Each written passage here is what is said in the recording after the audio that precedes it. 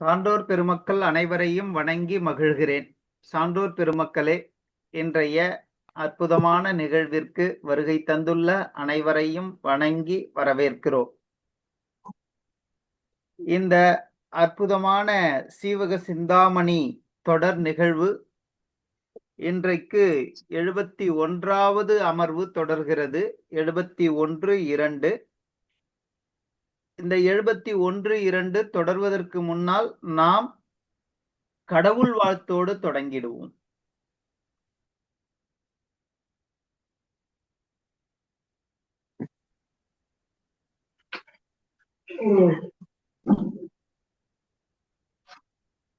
சுகந்தி பாடுறீங்களா? நீங்க அம்மா பாடுறேன்னாங்கம்மா.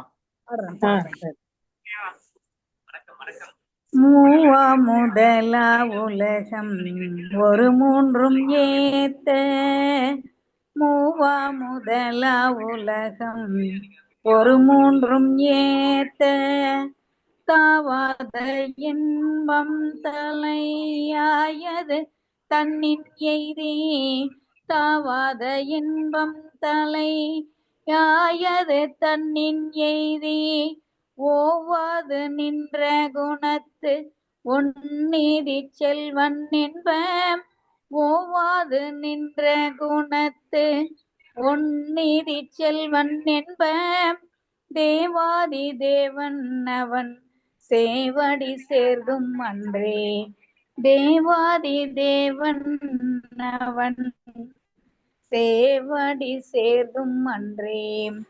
செம்பொன் வரை மேல் பசும்பொன் எழுத்திட்டதே போல், அம்பொன் பிதிர்வின் மறுவாயிரத்தெட்டணிந்து, வெம்பும் சுடரின் சுடரும் திருமூர்த்தி விண்ணோர், அம்பன் முடிமேல் அடித்தாமரை சென்னி வைப்பாம், அம்பன் முடிமேல் அடித்தாமரை சென்னி வைப்பாம். மிக்க நன்றி ஐயா. மிக்க நன்றிங்கம்மா, மிக்க நன்றி.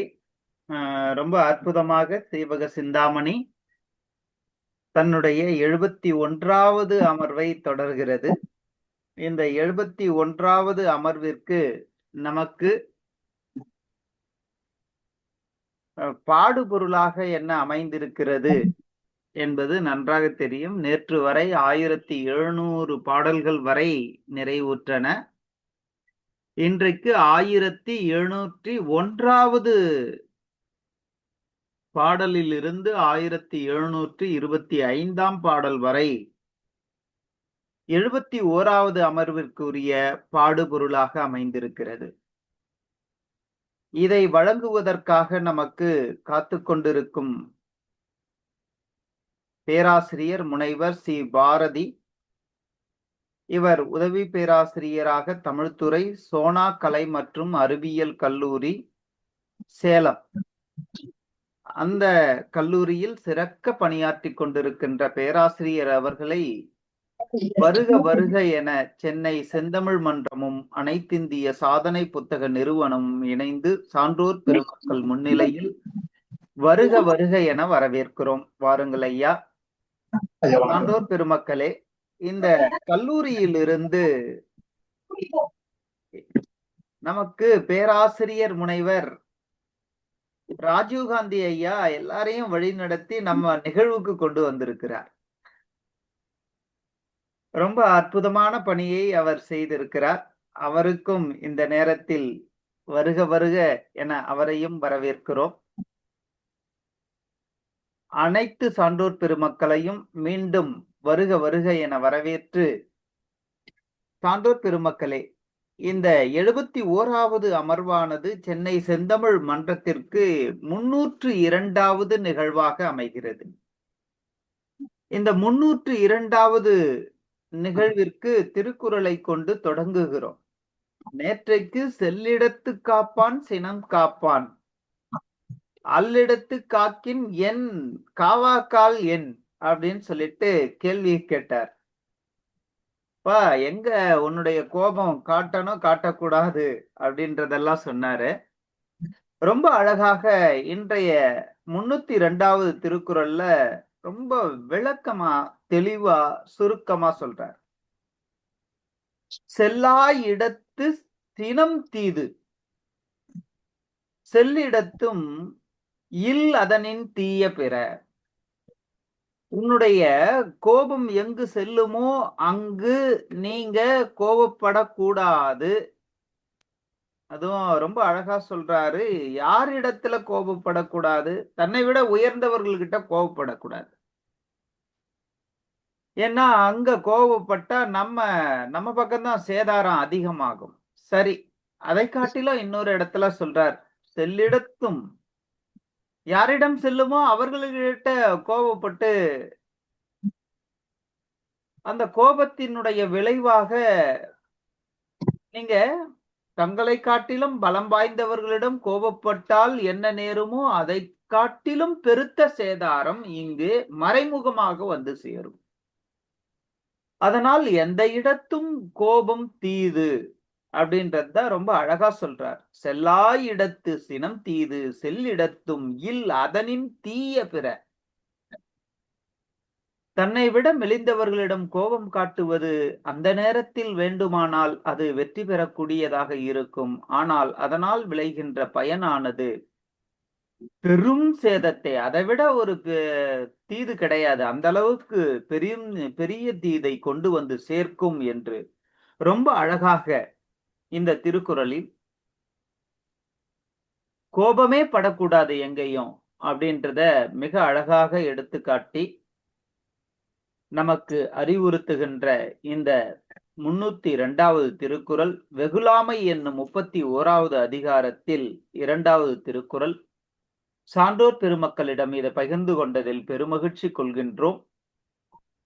சான்றோர் பெருமக்களே, மீண்டும் அனைவரையும் வருக வருக என வரவேற்று வணங்கி இந்த அவையை பேராசிரியர் முனைவர் டி. பாரதி அவர்களிடம் ஒப்புவித்து இடம் சாருகிறேன். நன்றி, வணக்கம்.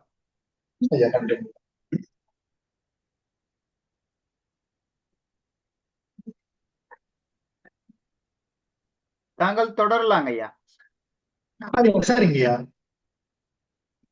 என் உயிரினும் மேலான செம்மொழியான தமிழ் மொழிக்கு வணக்கம்.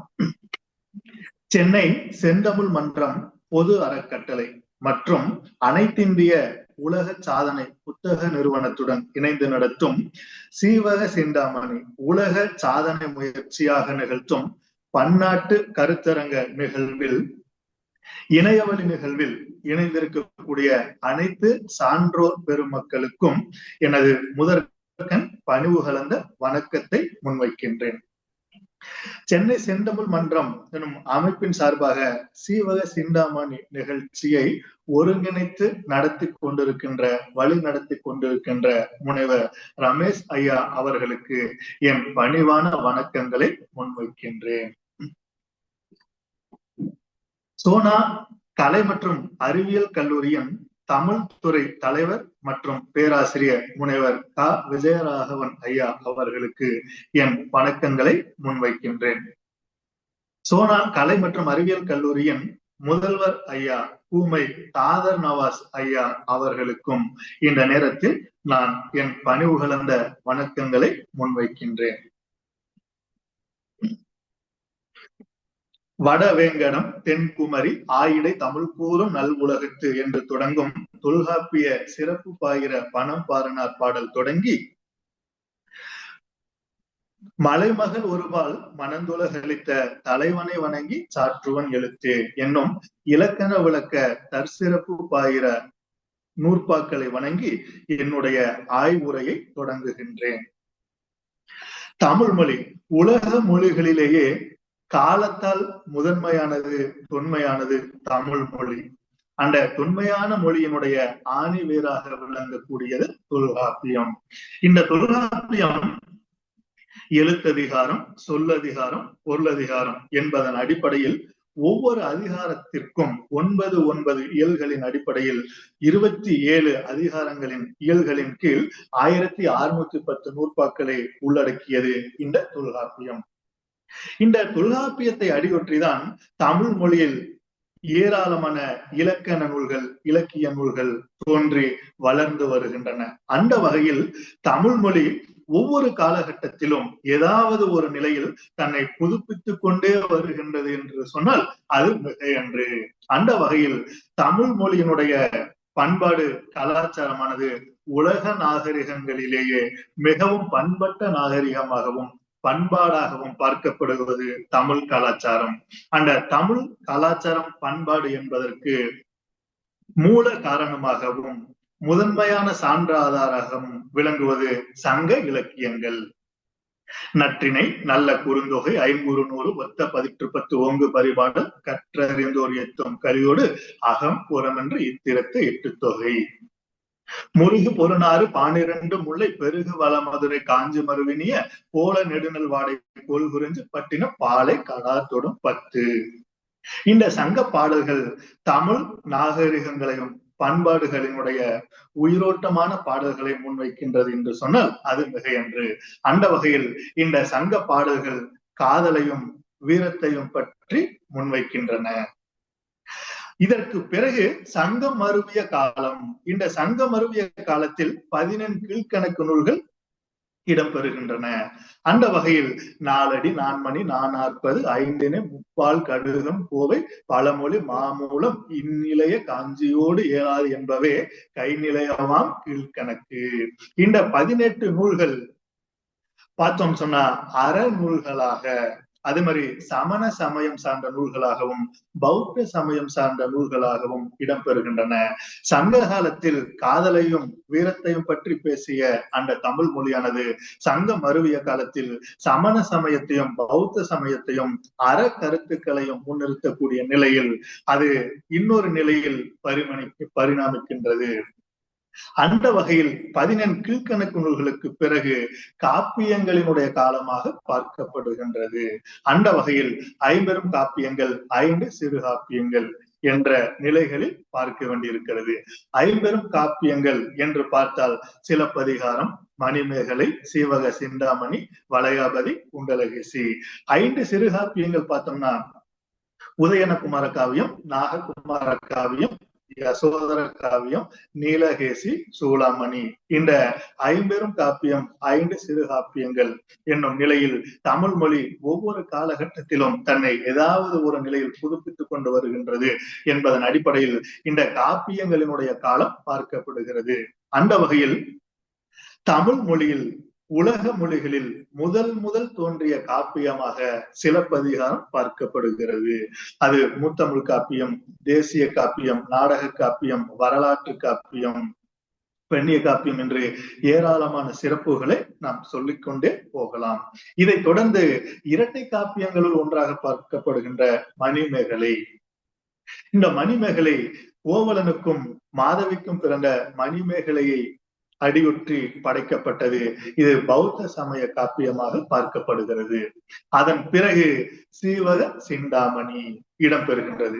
இந்த சீவக சிந்தாமணியினுடைய ஆசிரியர் அந்த வகையில் காப்பியங்களினுடைய கால வரிசையில் சீவக சிந்தாமணி சார்ந்து இடம்பெறுகின்ற அடிப்படை குறிப்புகளை முதலில் அறிந்து கொண்டு அதன் பிறகு நாம் இன்று சென்னை செந்தமிழ் மன்றம் பொது அறக்கட்டளை மற்றும் அனைத்திந்திய உலக சாதனை புத்தக நிறுவனத்துடன் இணைந்து நடத்தும் சீவக சிந்தாமணி உலக சாதனை முயற்சியாக நிகழ்த்தக்கூடிய பன்னாட்டு கருத்தரங்கில் சீவக சிந்தாமணியில் இடம்பெறும் 13 இளம்பகங்களில் ஒன்றாக இடம்பெறக்கூடிய கனகமாலையார் இளம்பகத்தில் இடம்பெறக்கூடிய 1701வது பாடலில் இருந்து 1725 வரை உள்ள 25 பாடல்கள் சார்ந்து உரை நிகழ்த்துவதற்கு வாய்ப்பளித்த முனைவர் ரமேஷ் ஐயா அவர்களுக்கு மீண்டும் ஒரு முறை வணக்கங்கள் மற்றும் நன்றிகளை தெரிவித்துக் கொண்டு சீவக சிந்தாமணிக்குள் நுழைகின்றேன். சீவக சிந்தாமணியுடைய ஆசிரியர் திருத்தக்க தேவர் அவர்கள். சீவக சிந்தாமணியில் இடம்பெறக்கூடிய பாடல்கள் அப்படின்னு நம்ம பார்த்தோம்னா 3147 பாடல்கள் இடம்பெறுகின்றன. இந்த 3147 பாடல்கள் 13 இளம்பகங்களின் கீழ் முன்வைக்கப்பட்டுள்ளன. அனைத்து பாடல்களும் விருத்தப்பா நிலையில் பதிவு செய்யப்பட்டுள்ளன. இந்த விருத்தப்பா அப்படின்றது தொல்காப்பியர் வரையறை செஞ்ச வெண்பா, ஆசிரியப்பா, களிப்பா, வஞ்சிப்பா என்ற 4 வகை பா வகைகளுக்கு உட்பட்டு படைக்கப்படுவதாக சங்க பாடல்கள் இடம்பெறும், சங்க மருவிய பாடல்கள் இடம்பெறும். அதை தொடர்ந்து கால அடிப்படையிலான மாற்றங்களின் ஒரு பகுதியாக விருத்தப்பா என்ற நிலைப்பாடு முதலில் தோற்றுவித்தது சீவக சிந்தாமணியில் திருத்தக்க தேவர்கள் அவர்கள் என்பது கூடுதல் சிறப்பு. இந்த விருத்தப்பா அப்படின்றது பாடலடிகளை எளிமையாக புரிந்து கொள்ளக்கூடிய நிலையில் பதிவு செய்வது அப்படின்றது கவனத்தில் எடுத்துக்கொள்ள வேண்டிய ஒன்று. அந்த வகையில் 3147 விருத்தங்கள் இந்த சீவக சிந்தாமணியில் இடம்பெறுகின்றன. இது சமண சமயம் சார்ந்த காப்பியமாக பார்க்கப்படுகிறது.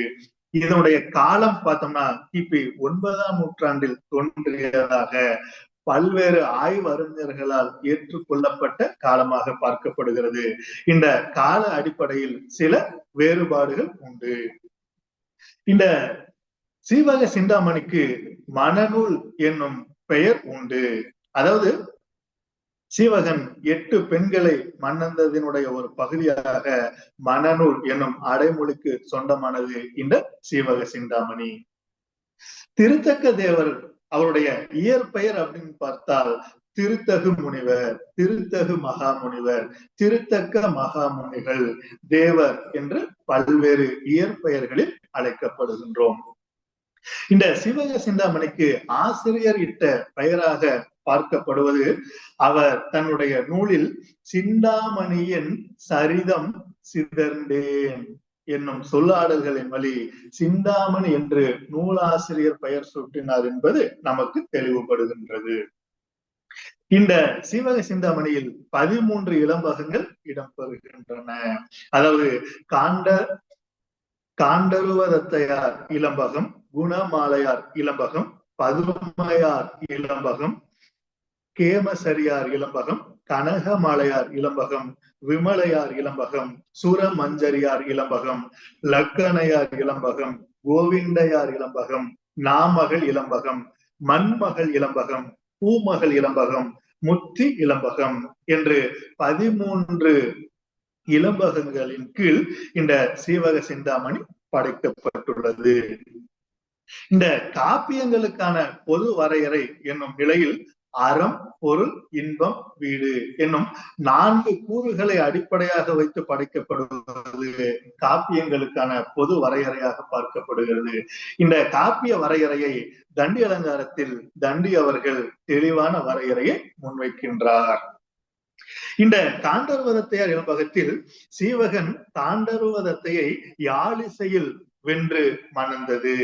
குணமாலையார் இளம்பகத்தில் மத யானையை அடக்கி சீவகன் குணமாலையை மணந்தது.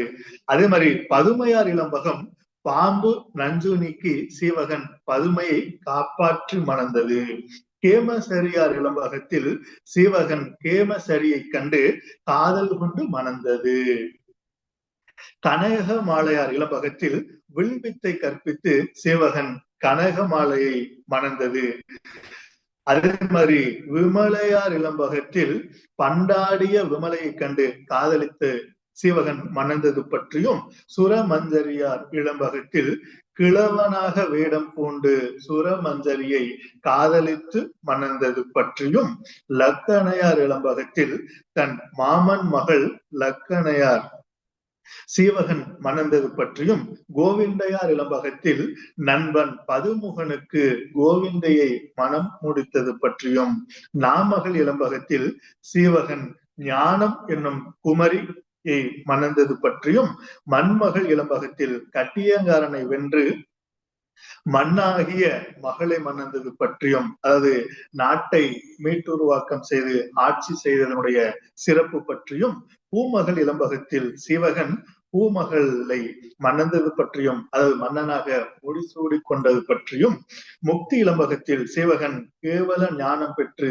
வீடு பெற்றை காதலித்தது பற்றியும் மிக அழகாகவும் தெளிவாகவும் ஆழமாகவும் அழுத்தமாகவும் திருத்தக்க தேவர் அவர்கள் இந்த சீவக சிந்தாமணியை பதிவு செய்கின்றார்.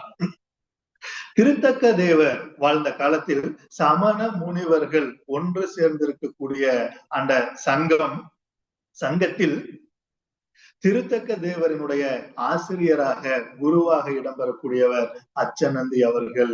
சமண முனிவர்களால் காதல் சார்ந்த நூல், காமம் சார்ந்த நூல்களை பதிவு செய்ய முடியாது என்பது சார்ந்து கலந்துரையாடல் நிகழ்ச்சியின் பொழுது அந்த இன்பம் சார்ந்த காப்பியத்தை என்னால் படைக்க முடியும் என்று திருத்தக்க தேவர் தன்னுடைய ஆசிரியரான அச்சநந்தி அவர்களிடம் நான் இந்த இன்பம் சார்ந்த ஒரு மிகப்பெரிய காப்பியத்தை படைக்க நான் தயாராக இருக்கிறேன் என்று தன்னுடைய குருவிடம் தன்னுடைய கருத்தை முன்வைக்கின்றார். அப்பொழுது அந்த புலவர்கள் குழுவில் அச்சநந்தி அந்த பகுதியில் இடம்பெறக்கூடிய அந்த நேரத்தில் அந்த பகுதியில் காடு சார்ந்து இடம்பெறக்கூடிய காட்டில் நரி சற்று ஓடுகிறது.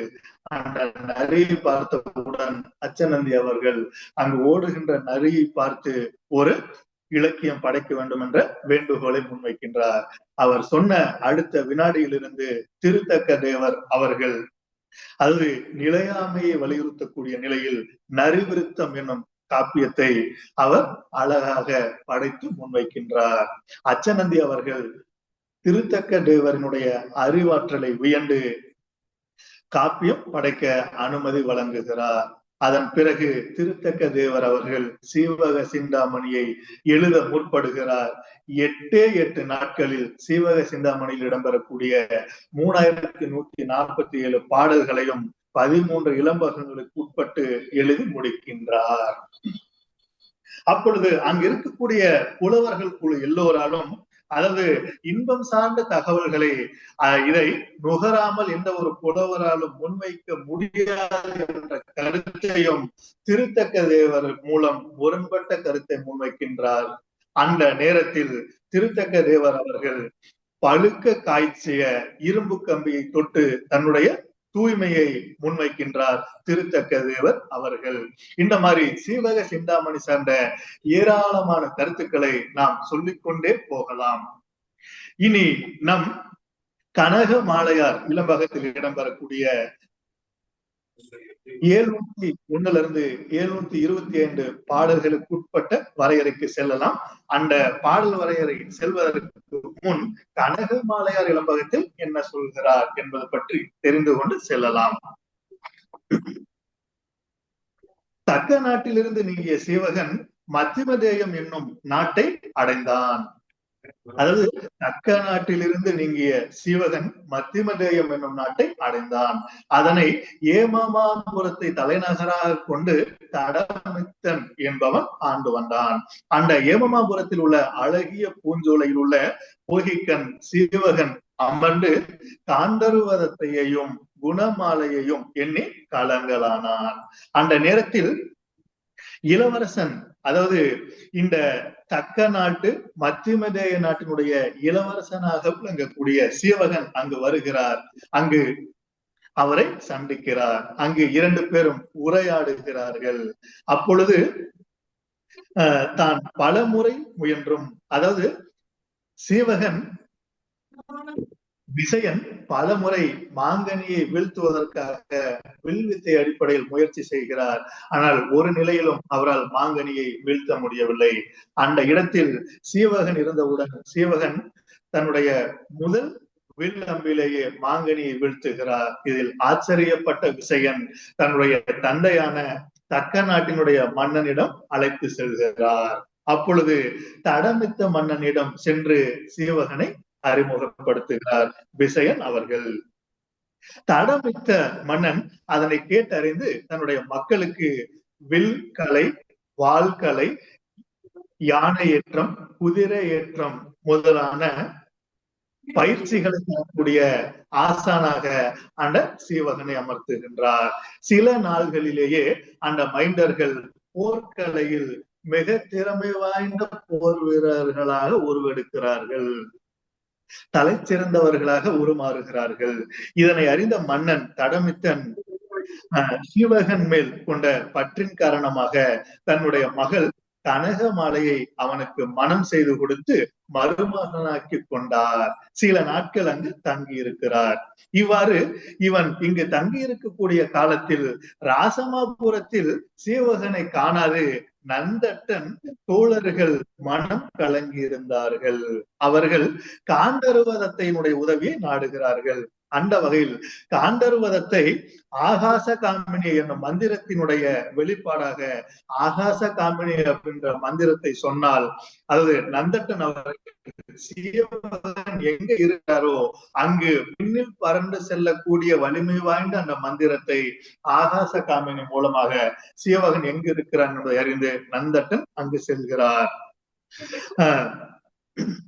நந்தட்டனை கண்ட சிவகன் பெரிதும் மகிழ்ந்து ராசமாபுரத்து செய்திகளை கேட்டறிகிறார். நந்தட்டன் சீவகனை சென்றடைந்து விட்டார். இதை பார்த்த சீவகன் ராசமாபுரத்தினுடைய ஒவ்வொரு தகவல்களையும் கேட்டு மகிழ்ச்சியோடு அறிந்து கொள்கின்றார். சீவகனினுடைய முதலான மற்ற தோழர்களும் காண்டருவதத்தை இடத்தை அடைந்து நடந்தவற்றை அளித்தனர். தாங்களும் சீவகனை காண செல்வதாக கூறிய காந்தருவதத்தையிடம் விடைபெற்றுக் கொண்டு ஏமாபுரம் நோக்கி செல்லலாயினர். செல்லும் வழியில் விசையை தவம் செய்து கொண்டிருக்கும் தண்டகாரணிய தவப்பள்ளியை அடைந்தனர். அப்போது தோழர்களில் ஒருவரான தேவதத்தன் தாங்கள் யார் என்பதை விசையைக்கு கூறும்போது கட்டியங்காரனுடைய ஏவலால் மதனன் முதலான வீரர்கள் சீவகனை கொல்ல கொலைக்களம் நெருங்கிய போது ஒரு தெய்வம் காப்பாற்றியது என்ற சொற்களை மட்டும் கேட்டுவிட்டு விசையை வாய்விட்டு புலம்பலானாள். உணர்ச்சி வயப்பட்டு சீவகனினுடைய பிறப்பு ரகசியத்தை வெளிப்படையாக கூறி வாய்விட்டு கதறி அழலானாள். தோழர்கள் சீவகனினுடைய பிறப்பினை அறிந்து கொண்டனர். அதன் பின் சீவகன் இறக்கவில்லை என்பதனை விசையைக்கு உணர்த்தி ஒரு திங்களில் சீவ நம்பி அழைத்து வருவதாக கூறி ஆறுதல் சொல்லி அவ்விடம் விட்டு நீங்கினர்.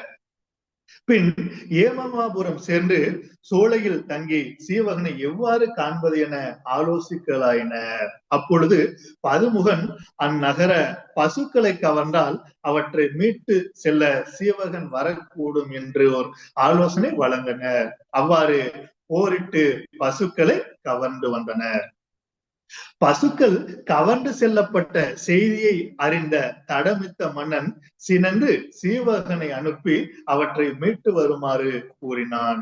சீவகனும் தன் தம்பி நந்தட்டனுடன் தேரேறி பசு கூட்டத்தை மீட்க சென்றான்.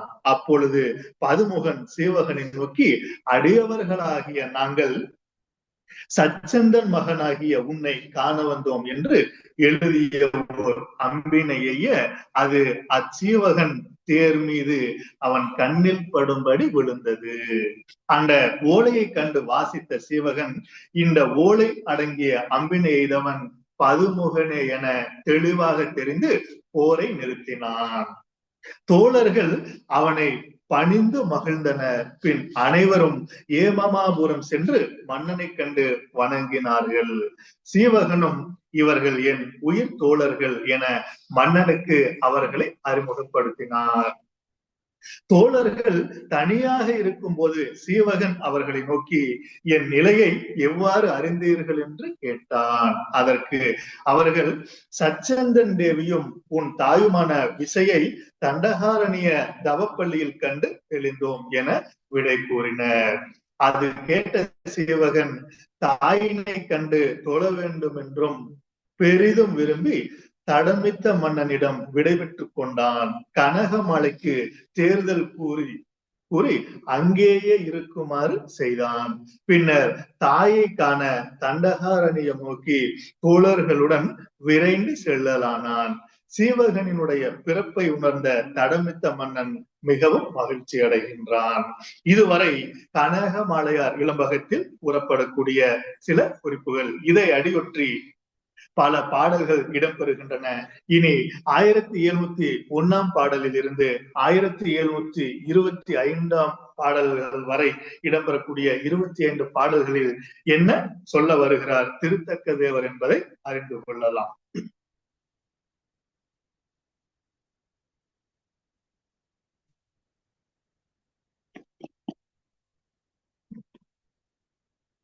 சீவகனை எண்ணி ஏங்கி இருத்தலாக. அதாவது காண்டருவதத்தை சீவகன் ராசமாபுரத்திலிருந்து விலகி காணாமல் போய்விடுகின்றார். தன்னுடைய தலைவன் காதலன் எங்கு இருக்கிறார் என்ற ஒரு ஐயப்பாட்டின் காரணமாக காண்டருவதத்தை அவர்கள் எண்ணி ஏங்கி வருத்தப்பட்டு கொண்டிருக்கிறாள். அந்த பாடலை இந்த பாடல் பதிவு செய்கின்றது. ஊன் தகர்த்திட்ட போன்றும் ஊடெறி முளைப்ப போன்றும் தோன்று பூ இளவ தம்கண் தொகையணில அணைய பைங்காய் கான்றமென் பஞ்சியார்த்த மெல்லனை ஆழ்க்கை நீக்கி தேன் தயங்கினர் பெய்கோதை சிந்தையில் நீட்டினாளே.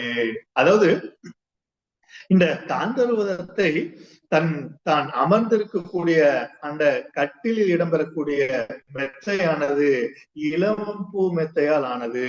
அதை திருத்தக்க தேவர் எப்படி அழகான ஓமையை சொல்கிறார் என்பது பார்க்க வேண்டும். அதாவது அந்த இலவம் பஞ்சியினுடைய காய் எது மாதிரி இருக்கு என்று சொன்னால் ஊன் சிதறி கிடப்பது போன்றும் இடையே எரிகின்ற நெருப்பு பற்றி கொண்டது போன்றும் விளங்கக்கூடிய மலர்கள் இலவ மரத்தில் தோற்றம் தருகின்றன. அந்த இலவ மரத்தில் இடம்பெறக்கூடிய இலவ மர பிஞ்சுகள் அணில் கூட்டம் எப்படி இருக்குமோ அது மாதிரியான தோற்றத்தை பெற்று இருப்பதாக கூறுகிறார். இலவ மரத்தில் இடம்பெறக்கூடிய தோற்றம் இலவ மரத்தில் அணில் கூட்டம் போல திரண்டு தூங்கும் காய்கள் வெடித்ததால் கிடைக்கக்கூடிய இலவம் பஞ்சினை கொண்டு தயாரிக்கப்பட்ட மென்மையான பஞ்சனையில் சாய்ந்து கொண்டால் காண்பருவதத்தை. அந்த காந்தருவதத்தை இசைக்கலையில் கை தேர்ந்தவளாக விளங்கக்கூடியவளாக இருந்தாலும் தன்னுடைய தலைவன் இல்லை என்ற ஏக்கத்தில் வருத்தத்தில் தன் கையில் இருந்த யாழினை எடுத்து அப்புறம் வைத்தாள். தேன் நிறைந்த புத்தம் புது மலர்கள் சூடிய அடர்ந்த நெடும் கருங்கூண்டலை உடைய காண்டருவதத்தை இவ்வாறு வருத்தத்தோடு சிந்தனை செய்தபடி சீவகனை எண்ணி ஏங்கி இருந்தாள் என்பதை 1701 பாடல் நமக்கு முன்வைக்கின்றது. அதே மாதிரி அழகு கெட்ட காண்டருவதத்தையினுடைய அழகானது தன்னுடைய தலைவனையே ஏங்கி ஏங்கி இருப்பதனுடைய ஒரு பகுதியாக நுட்பமான வரிகளுடன் திரண்டு செழித்து கண்டவர் கண்ணையும் மனத்தையும் வருத்துகின்ற விருப்பம் தரக்கூடிய கோவை கனி போன்ற தன்னுடைய இதழ்களானது பேரழகு வாய்ந்ததாக இடம்பெறுகின்றது. அப்படிப்பட்ட அந்த காண்டருவதத்தினுடைய இதழானது சீவகனை எண்ணி ஓயாது பெருமூச்சு விட்டு வருந்துவதால் அழகு கெட்டு விட்டது. வாள் போன்ற அழகிய கண்களுடைய காண்டருவதத்தை இவ்வாறு வாடி மெலிந்தாள் என்பதை இப்பாடல் முன்வைக்கின்றது. அதன் பிறகு நந்தட்டன் காந்தருவதத்தை சென்றடைதல். அங்கு ராசமாபுரத்தில் இருந்து, அதாவது காந்தருவதத்தினுடைய அந்த மந்திரத்தின் மூலமாக சீவகனை சீவகனிடத்திற்கு வந்தடைகின்ற அந்த நந்தட்டன் ஒளி நிறைந்த மணிகளாலான மலை போன்ற அழகிய மாலைகள் சூடிய மார்பினை உடையவன் சீவகன்.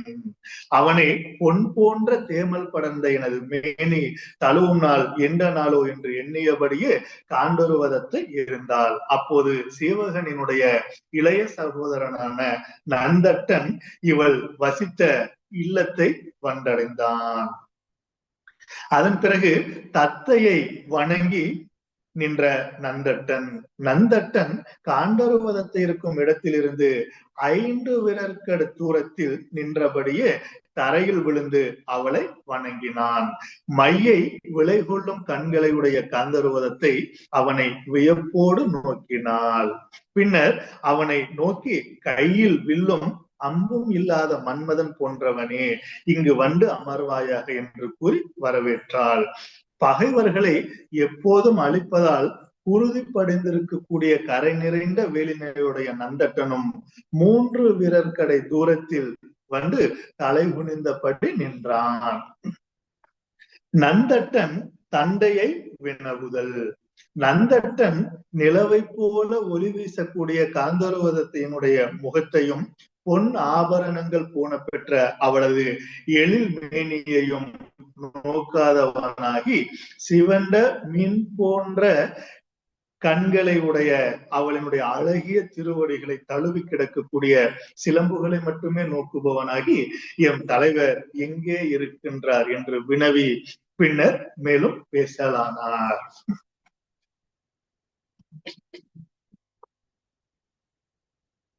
சீவகனை நினைந்து வருந்து இருந்த நந்தட்டன். இந்த சீவக சிந்தாமணியில் இடம்பெறக்கூடிய கதை மாந்தர்கள் என்பதன் அடிப்படையில்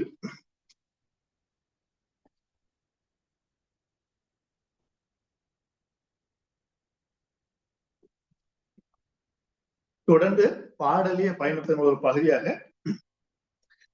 இந்த சீவக சிந்தாமணி கனக மாலையார் இளம்பகத்தில் இடம்பெறக்கூடிய 1701 1725 உட்பட்ட பாடல்களில் இடம்பெறக்கூடிய கதை மாந்தர்களினுடைய பெயர்கள் காந்தருவதத்தை, சீவகன், நன்றட்டன், கனகமாலை, வாசவதத்தை, காமன் தம்பி சாமன், விசயன், திருமகள், வசுந்தரா, பதுமுகன், தேவதத்தன், விசையை, கட்டியங்காரன் போன்ற கதை மாந்தர்கள் இந்த பகுதிக்குட்பட்ட கதை மாந்தர்களாக இடம்பெறுகின்றனர்.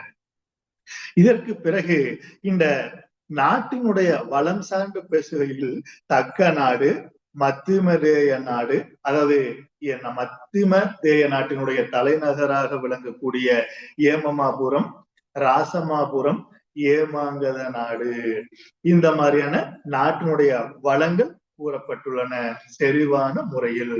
அதே மாதிரி அந்த சீவகனுடைய தாய் விசையை அவர்கள் தங்கியிருந்த தண்டகாரண்ய தவப்பள்ளி மிக முக்கியமான ஒன்றாக பார்க்கப்படுகின்றது.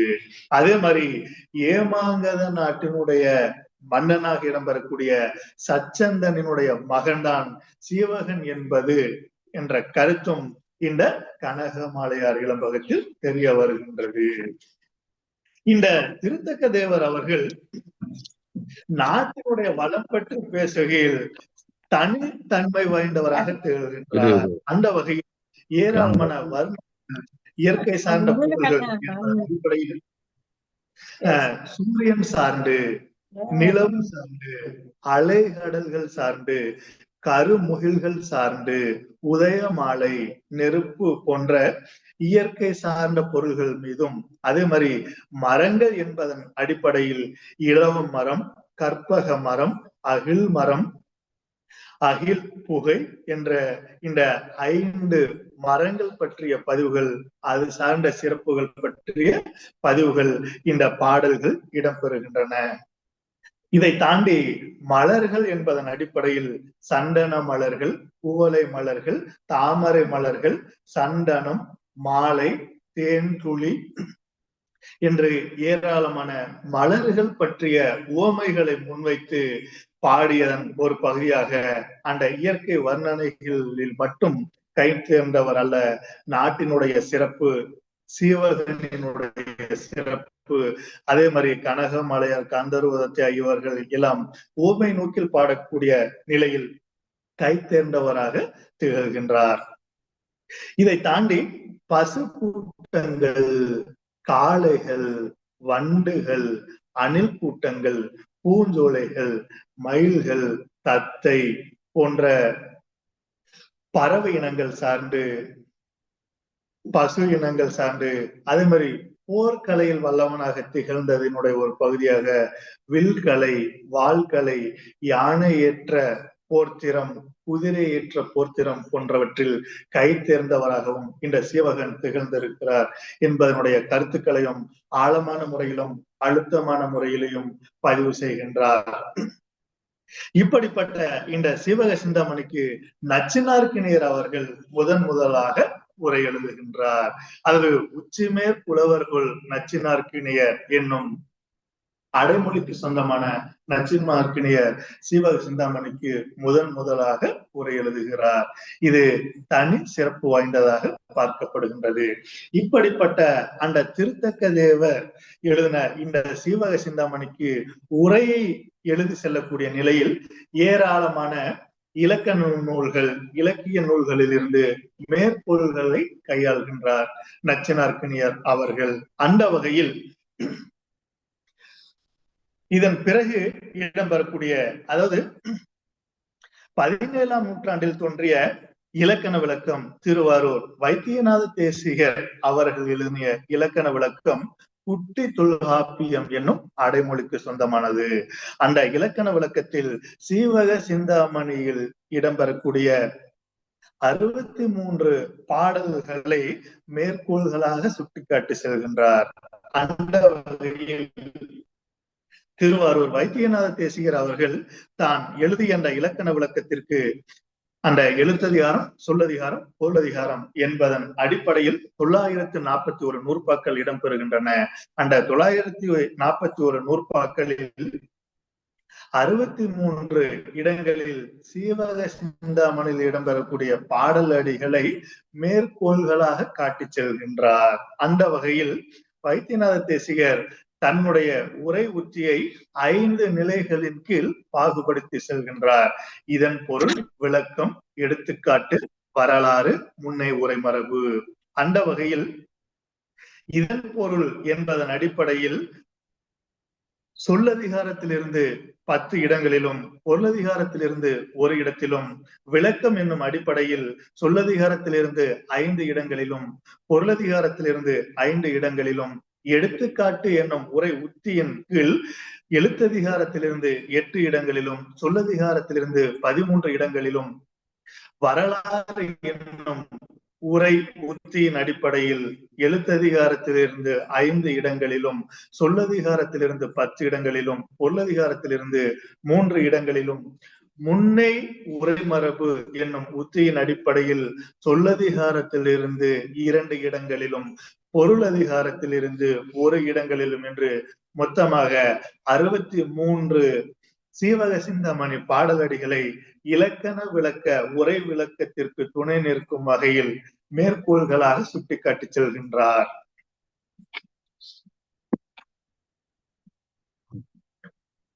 அதன் பிறகு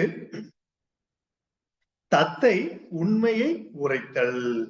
பொற்களம் அணிந்திருந்த நந்தட்டன் தீயினால் பற்றப்பட்ட கற்பக மரத்தை போல காணப்பெற்றான். சீவகனை பிரிந்து பிரிவு துயராகிய பெரு நெருப்பால் வருந்தி வாட்டமடைந்து நின்றான். அழகு பண்பட்ட கூந்தலும் செழு மலர் மாலை சூடியும் தேன் துளி விழக்கூடிய புத்தம் புது மலர்களால் கட்டப்பெற்ற முடிக்கண்ணீரையும் உடைய வண்டுகள் ரீங்காரமிடக்கூடிய பூங்கொம்பு போன்ற மெல்லிய காந்தருவதத்தை உண்மை நிலையை எடுத்து கூற தொடங்கினாள்.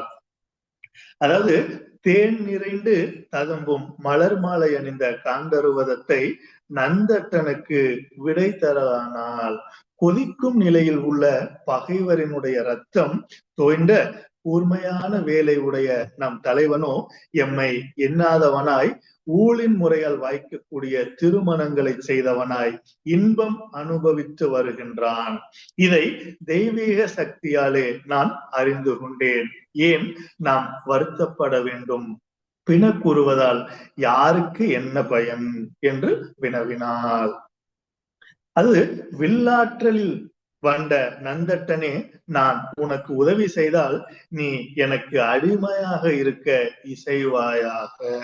அப்படியெனில் நான் உனக்கு ஒரு மந்திரத்தை சொல்லித் தருவேன் என்றான். உடனே நந்தட்டன், இப்பிறப்பில் அன்றி இனி வரும் 7 பிறப்பிலும் தங்களுக்கு அடிமையாய் இருப்பேன் என்று உறுதி கூறுகிறான்.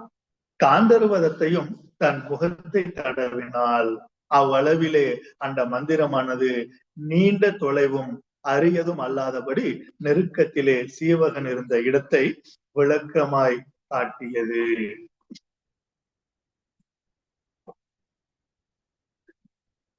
மலர்படுக்கையில் செய்யப்பட்ட அழகிய அமணிமேல் அமர்ந்தான் நந்தட்டன். கற்பக மாலையை கட்டி கனக மாலையின் கரிய கூந்தலிலே சூடக்கூடிய சீவகனை தன் கண்ணெதிரே விஞ்சை திறத்தால் கண்டு மகிழ்ந்தான்.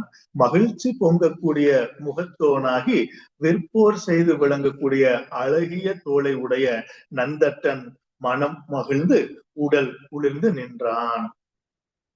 தேன் போன்ற மொழி பேசுகின்ற காந்தருவதத்தை தனது தெய்வ சக்தியால் அக்காட்சியை பின் மறையச் செய்தாள். வண்டுகள் மொய்க்கின்ற புச்சம் புது மாலையை அணிந்த நந்தட்டன் உடனே மயங்கிய மனதோடு நின்றான். சீவகனை பற்றி காண்டருவதத்தை கூறியது யாவும் உண்மை என்று உணர்ந்தாள். உடனே அவளிடம் வீர களலணிந்த கால்களை உடைய சீவகனை நான் விரைவில் தொழ வேண்டும் என்று வேண்டி நின்றாள். அதன் பிறகு ஒளி சிந்தக்கூடிய பளிங்கு பனியின் மேல் இளம் கதிர் பரவ விட்டதை போல இருள் கெட ஒளி வீசக்கூடிய மேனியை உடைய நந்தட்டன் தத்தையின் ஆணைப்படி அவள் தத்த பற்பல அணிகலன்களையும் மற்றவற்றையும் அணிந்து கொண்டான். அதன் பின் அழகு மலர் மாலை அணிந்திருந்தவளாகிய காண்டருவதத்தை ஆகாய காமினி என்னும் அரிய மந்திரத்தை முறையாக ஓதி அவனுக்கு கற்றுத்தந்தாள். தரை சந்தனத்திலே மெழுகப்பட்டது. சோலையில் மலர்ந்த மலர்களில் பெரிய மலர்களை தொங்கவிட்டன. அகிர் புகை மனம் பரப்பப்பட்டது. பசித்து வரக்கூடிய வண்டுகள் மொய்த்து தேன் பருகுவது கற்பக மாலை. அம்மாலையை அணிந்த வாசவதத்தை தனது தோழிகளோடு வந்தாள்.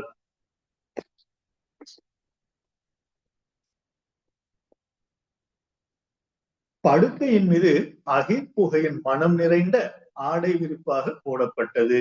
அப்படுக்கையின் மீது காமன் தம்பி சாமனை போல நந்தட்டன் இருந்தான். அவ்வளவில் அச்சம் தரக்கூடிய பேரொளியை உடைய அவனை பெரிய தெய்வம் ஒன்று ஏமமாபுரத்தில் கொண்டு போய் சேர்த்தது. அதாவது மின்னும் பூணும் மிளிர்கதிர் ஆரமும், மின்னும் பூணும் மிளிர்கதிர் ஆரமும் பொன்னும் பூத்ததோர் கற்பக பூமரம் அன்ன தாளை அமர்துயில் தேறினான். மண்ணும் வெஞ்சுடர் மாக்கள் இவர்ந்ததே. அழகு நிறைந்த பொற்பூணும் ஒளி நிறைந்த முத்து மாலையும் பொன்னும் விளைந்து பூத்து குலுங்கக்கூடிய ஒரு கற்பக மரம் போல் விளங்கக்கூடிய காளை போன்ற நந்தட்டன் தான் கொண்ட துயில் நீங்கி எழப்பெற்றான். அப்பொழுது சூரியனும் கிழக்கில் உதயமலையில் உதிக்க ஆரம்பித்தான். இந்த சூரியன் கிழக்கில் உதயமலையில் உதிக்க ஆரம்பித்தான் என்பதன் வழி இயற்கையோடு ஒன்றிணையக்கூடிய அந்த ஓமையை சுட்டிக்காட்டி செல்கிறார் என்பதை நாம் பார்க்க வேண்டும். சிவந்த இதழ்களையும் நீண்ட நெடிய கண்களையும் உடையவள் காந்தருவதத்தை கொடிய வாளை ஏந்திய பெருவீரனாகிய நந்தட்டன் செல்க என்று காந்தருவதத்தை அனுப்ப பெற்றான். செல்க என்று காந்தருவதத்தையால் அனுப்ப பெற்ற பின் அந்த தெய்வம் விடப்பட்ட இடத்திலேயே இருந்தான். அப்பொழுது பெண்களுக்கு அழுத்தம் அமுதம் போன்ற விசையவன் வில்லை ஏந்திய நந்தட்டனை கண்டு அவன் அருகில் சென்றான். தெய்வ தன்மை கொண்ட திருமேனியையும் திருமகள் விரும்பி தங்கும் மார்பையும் உடைய ஐயனே நீர் யாவர் என வினவினான். ஆனால் நந்தட்டன் அவனுக்கு மறுமொழி கூறவில்லை. ஆகையால் விசயன் மெல்ல மெல்ல அவ்விடத்தினின்று நீங்கினான். குளிர்ந்த மலர் மாலையை சூடிய மையலூட்டும் ஆண் யானை போன்ற தனது மையத்தனுள் சீவகனிடம் இதனை சொன்னான். அதன் பிறகு சந்தன மலர்களும் நறு மலர்களும் பொன் குடத்தில் நீரும் மனம் கமலும் அகிர்புகையும் முத்து மாலையும் விளங்கக்கூடிய புத்தம் புது ஒளியுடைய விளக்கையும் ஏந்தி வில் பயிலக்கூடிய கோயிலை வழிபட சென்றவளான மந்திர மடந்தை போன்ற வசுந்தரி என்பவள் வந்து என்னிடம் கூறினாள் என்று விசயன் தொடர்ந்து கூறினான். அகில் மனம் கமலக்கூடிய படுக்கையை விட்டு பெற்று தரையில் சீவகசாமி படுத்திருந்தது ஏனோ என்று வினவிய நான் கனக மாலையை கோபித்து கேட்பதற்காக அந்தப்புறம் சென்றேன். ஆனால் அங்கே கனக மாலையோடு சீவகன் இருப்பதை கண்டேன். போர் பல வென்ற வேலினை உடையவனே, இது என்ன மாயமோ நீர் கூறுவீராக என்று வசுந்தரி கூறினாள் என்று சொல்கின்றான்.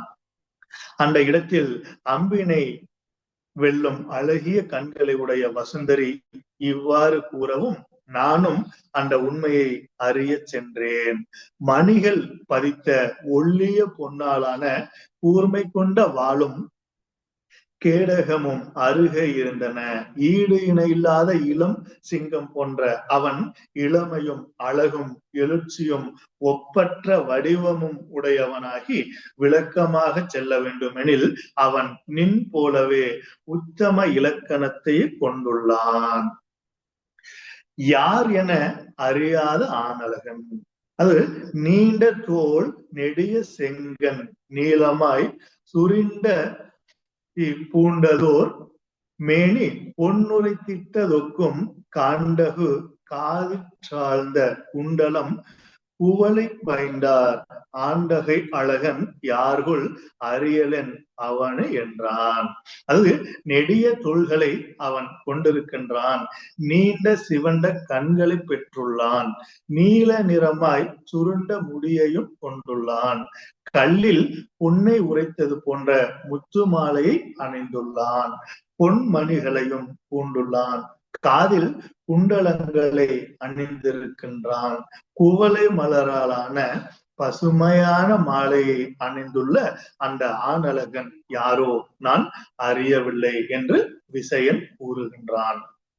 பசு கூட்டத்திடையே காளை போன்று மிக்க வலிமையுடையவன் விசயன். அவன் கூறிய மொழிகளை கேட்டான் சீவகன். அவன் உள்ளத்தில் மகிழ்ச்சி பொங்கியது. வந்திருக்கின்ற புதியவன் தனது இளையோன் நந்தட்டனே என தெளிந்தான். சோலையிலே வாழக்கூடிய மயில் போன்ற சாயல் கொண்டவள் தத்தை. அவள் மூலமாய் உண்மையை தெரிந்து கொண்டு இவ்வடிவை பெற்று நந்தட்டனே வந்துள்ளான். உடனே காலம் தாழ்த்தாமல் அப்போது நந்தட்டன் இருந்த இடத்தை நோக்கி விரைந்து சென்றான். அலைகடலிடையே தோன்றிய சூரியன் போல சீவகனினுடைய சிகையும் அவனது முகமும் விளங்கியது. சூரியன் கருமுகிலிடை நடப்பதை போல சிகையானது அசையும்படி சீவகனின் முகம் அசைத்து பேசுவது விளங்கிற்று. தனது அழகு முகம் ஒளி வீச தனது தம்பியிடம் மகிழ்வுடன் வந்து நின்றான். தருமரை அரிதாக கண்ட அர்ச்சுனன் போல நந்தட்டன் அழகிய மலர் போன்ற தன் கண்களை கூப்பினான். சீவகனினுடைய தாமரை மலர் போன்ற சிவந்த பாதங்களில் விழுந்து வணங்கினான்.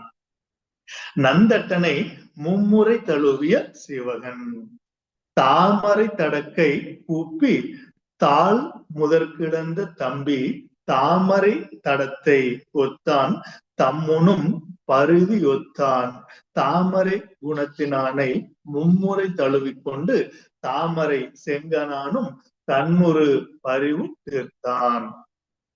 தாமரை மலர் போன்ற அகன்ற தன் கரங்களை குவித்து சீவகன் காலடியில் விழுந்து கிடந்தான் தம்பி நந்தட்டன். அவன் தாமரை மலர்கள் நிறைந்த பொய்கை போலவே எழிலுற காட்சியளித்தான். அவன் கைகள் தாமரை மலர் போல இருந்தன. பாதங்கள் தாமரை மலர் போல இருந்தன. முகமும் தாமரை மலர் போல இருந்ததால் தாமரை மலர்கள் நிறைந்த ஓர் பொய்கை போல அவன் விளங்கினான். சீவகன் அப்பொய்கைக்கு இன்பம் தரக்கூடிய சூரியன் போல காட்சியளித்தான். அளவற்ற நற்குணங்கள் நிறைய பெற்றிருந்த நந்தட்டனை சீவகன் 3 முறை தழுவினான். அதனால் இதுவரை அடைந்த துன்பங்களை எல்லாம் சீவகன் நீங்க பெற்றான். இந்த வரை இந்த சீவக சிந்தாமணியில் கனக மாலையில் இடம்பெறக்கூடிய 1701வது பாடலில் இருந்து 1725 பாடல்கள் நிறைவு பெறுகின்றன. இந்த பாடல்களில் நாட்டினுடைய வளம், இயற்கை சார்ந்த சூழல்கள், மன்னன் பற்றிய பதிவுகள், கனக மாலையர் பற்றிய பதிவுகள், காண்டத்தையார், கனகன், விசயன் போன்றவர்களுடைய குறிப்புகள் அழகான முறையிலும் தெளிவான முறையிலும் பதிவு செய்யப்பட்டுள்ளன. இதுவரை பார்த்த பாடல்களின் வழி திசு நடராசனையா அவர்கள் சொல்வார், இலக்கணம் இலக்கியம், அதாவது இலக்கணம் இலக்கியம் உரை இந்த 3ம் ஒன்றுக்கு ஒன்று தொடர்புடையது. ஒன்று இல்லாமல் மற்றொன்று இயங்காது. அந்த வகையில் இந்த சீவக சிந்தாமணியில் இடம்பெறக்கூடிய மூல நூல் அடிப்படையில் பாடல்கள், அந்த பாடல் சார்ந்த உரைகள், அந்த உரைகள் சார்ந்து இடம்பெறக்கூடிய கருத்துரைகள் ஒன்றுக்கொன்று தொடர்புடைய வகையில் இடம்பெறுகிறது என்பதை கூறி, இந்த சென்னை செந்தமிழ் மன்றம் பொது அறக்கட்டளை சார்பாகவும் அனைத்திந்திய உலக சாதனை புத்தக நிறுவனத்துடன் இணைந்து நடத்தக்கூடிய சீவக சிந்தாமணி உலக சாதனை முயற்சியாக நிகழ்த்தக்கூடிய பன்னாட்டு கருத்தரங்க நிகழ்வில் பேசுவதற்கு வாய்ப்பளித்த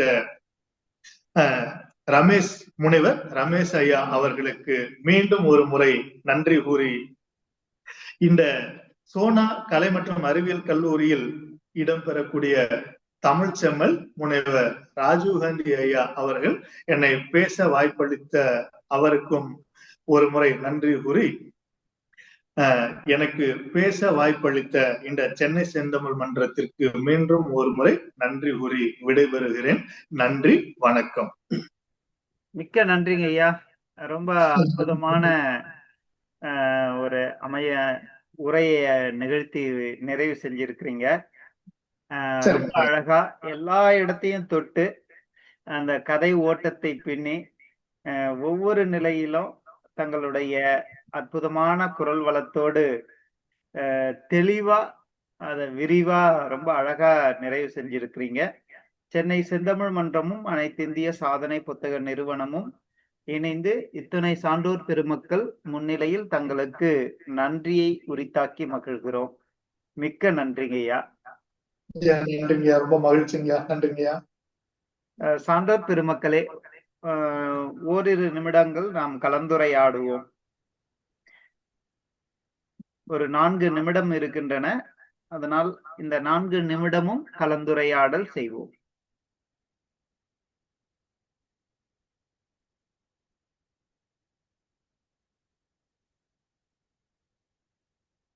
யார் பேசுவாங்கன்னு மக்கள் ரொம்ப இதுவா இருக்காங்க. ஐயா வணக்கம். ஐயா அம்மா வணக்கம்.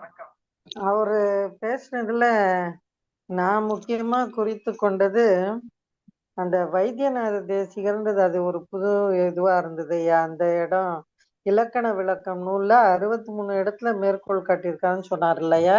ஆமாங்கம்மா. அதுதான் ரொம்ப புதிய செய்தியா, எனக்கு ரொம்ப சிறப்புங்க ஐயா. அவரு முழுக்கவே தொட்டு காமிச்சிட்டாரு. நல்லது இல்லையா? ரொம்ப நன்றி. பகுதியும் ரொம்ப அற்புதமா எல்லாத்தையும் கொண்டு வந்து நிறைவு செஞ்சிருக்கிறார். ஆமா ஆமா, நல்லா பண்ணிருக்காரு. நன்றி.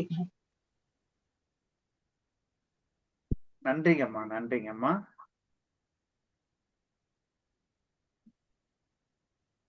செல்வராசு ஐயா சிறப்பு சகோ அப்படின்னு சொல்லியிருக்கிறாங்க.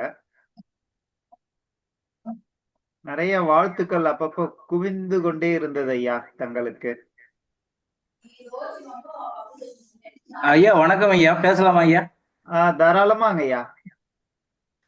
ஐயா, நேற்றே ஒரு குறிப்பினை சொன்னேன். அதாவது இளைய தலைமுறையினர் இலக்கியங்களை பார்க்கின்ற பார்வை ரொம்ப சிறப்பான ஒரு பார்வையாக அமைகிறது. இன்னைக்கு ஐயா அவர்கள் ஒரு இளைஞர் என்ற முறையிலும் முனைவர் என்ற முறையிலும் அவர் எப்படி இந்த காப்பியத்தை அணுகி இருப்பார் என்பதை ஆவலோடு கேட்பதற்காக இன்றைக்கு வந்தேன்.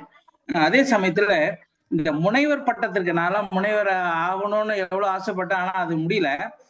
இருந்தாலும் அந்த முனைவர் பட்டத்திற்கு இவர்களெல்லாம் எப்படியெல்லாம் ஆராய்ச்சி செய்கிறார்கள் என்று அந்த ஸ்டாட்டிஸ்டிக்கல் டேட்டாவெல்லாம் கொடுத்தாரு பார்த்தீங்களா? 63 இடங்களில் அவர் இலக்கண வரம்புகளை எங்கெங்கே எல்லாம் புகுத்தி இருக்கிறார்கள் என்றும் சொன்னார். அது போல நிறைய எத்தனை விதமான பாத்திரங்கள் இந்த பகுதியில இடம்பெறுகின்றன என்பதை எல்லாம் பட்டியலிட்டு காட்டிய விதம் ரொம்ப அருமையாக இருந்தது. அதே மாதிரி சீவக சிந்தாமணியில அந்த பாட்டுகளில எத்தனை விதமான செய்திகள் அடங்கி இருக்கின்றன என்பதை செந்தமிழில சொன்னது, அதுவும் இன்றைக்கு புரிந்து கொள்ளுகின்ற முறையில சொன்னது மிகவும் அருமையாக இருந்தது ஐயா. அது மாதிரி இதுவரைக்கும் எழுதப்பட்ட புத்தகங்கள் எல்லாமே அந்த மணிப்பிரவாள நடையில இருந்து அந்த காப்பியங்களை அணுகுவதற்கே எங்களுக்கெல்லாம் சற்று பயமாக இருந்த நேரத்துல ஐயா அவர்கள் ஒரு யதார்த்தமான தமிழ் பேச்சுல 25 பாடல்களை இன்றைக்கு விளக்கிய விதம் மிக மிக அருமையாக இருந்தது. ஐயா அவர்களுக்கு நன்றியை தெரிவித்துக் கொள்கிறேன். மிக்க நன்றிங்க ஐயா. ரொம்ப அற்புதமாக இருவரும் குறிப்பிட்டார்கள். ரொம்ப அழகாக தங்களுடைய உரையை அமைத்து கொண்டு ரொம்ப அற்புதமா நிறைவு செஞ்சிருக்கிறீங்க. இந்த அற்புதமான நிகழ்வில் 71வது அமர்வு ரொம்ப அழகா நிறைவுறுகிறது. சான்றோர் பெருமக்களே, நாம்